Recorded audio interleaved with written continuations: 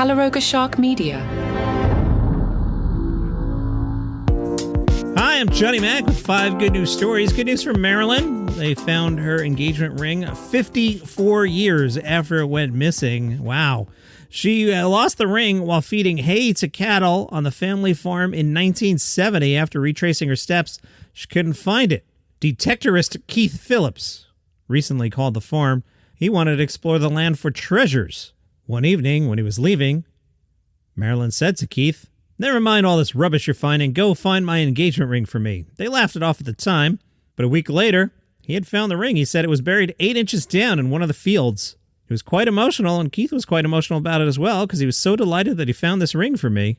The part of the story that grabbed me was that 54 years ago is 1970 now. Wow, yikes.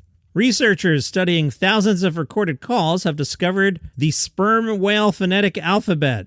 For sperm whales, bursts of clicks come in different varieties and form the building blocks of speech. Jacob Andreas, an associate professor in electrical engineering and computer science, was one of the authors of the new study. He said, the very important caveat to add here is we still don't know whether you want to think of a coda as being a word or like a sentence or like an individual vowel or consonant.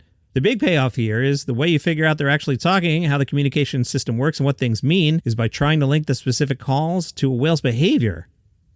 They're working on that right now. Sperm whales don't sing like humpback whales, as you know. They make clicks to detect prey.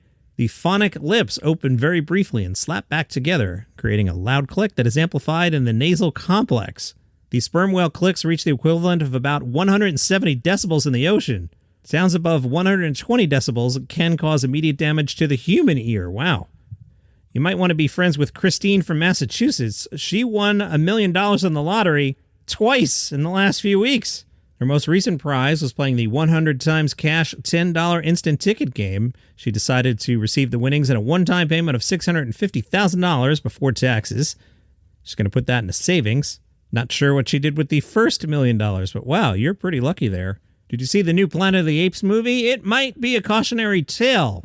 Scientists observed Rachis the orangutan pluck and chew up leaves of a medicinal plant used by people throughout Southeast Asia to treat pain and inflammation. The orangutan then used his fingers to apply the plant juices to an injury on his right cheek. Afterwards, he pressed the chewed plant to cover the open wound like a makeshift bandage. Tara Stoinski is the president and chief scientific officer at the nonprofit Dian Fossey Gorilla Fund. She said, "If this behavior exists in some of our closest living relatives, what could that tell us of how medicine first evolved?" Astronaut George Taylor said, "It's a madhouse." All right, this one from the New York Post. As I mentioned on a recent episode, maybe this podcast should be 4 good news stories and a wacky story at the end. I'm just trying to make you smile. The headline from the New York Post: I'm a teacher. I get a lot of weird gifts, but a cremation coupon is my favorite.